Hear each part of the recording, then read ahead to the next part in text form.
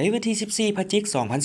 2025ที่สถาบันเศรษฐกิจการเงินได้ปิดสุดฝึกโฮมทักษะการบรรยายเอกสารให้พนักงานรัฐกรกระทรวงการเงินโดยการเข้าร่วมเป็นประธานของทานฟ้องศรีสุพรรณพรหมวงศ์หัวหน้าสถาบันเศรษฐกิจการเงินมีห้องหัวหน้ากรมคณะรับผิดชอบวิทยากรนักสัมมนากรที่มาจากองค์การบรรณาธิการสถาบันอ้อมข้างกระทรวงการเงินจำนวน30ทานหญิง17ทานเข้าร่วมท่านเวียงค้อนบัวพระจันทร์ห้องหัวหน้าสถาบันเศรษฐกิจการเงินได้กล่าวว่าการจัดฝึกอบรมในครั้งนี้แม้นใช้เวลาเรียนทั้งหมด5วันราชการนับแต่วันที่10-14พฤศจิกายน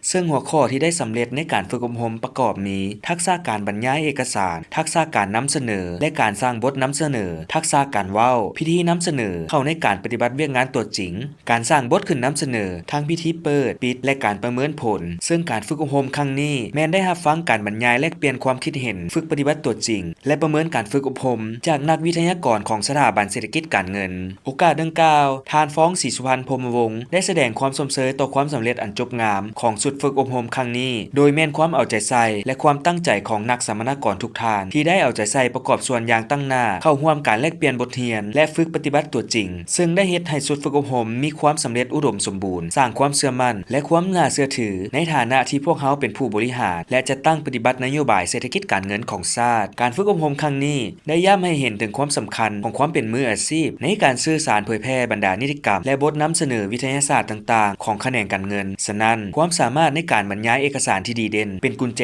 สำคัญที่จะช่วยในการเชื่อมโยงระหว่างภาครัฐกับประชาชนและภาคธุรกิจมีความเข้าใจถึงภาระบทบาทและนโยบายต่างๆของรัฐวางออกในแต่ละระยะได้อย่างถูกต้องและชัดเจนพร้อมนั้นท่านฟ้องศรีสุพรรณพรหมวงศ์หัวหน้าสถาบันเศรษฐกิจการเงินยังได้ให้เกียรติมอบใบยั่งยืนให้นักสัมมนากรทั้งหมดจำนวน30ทาน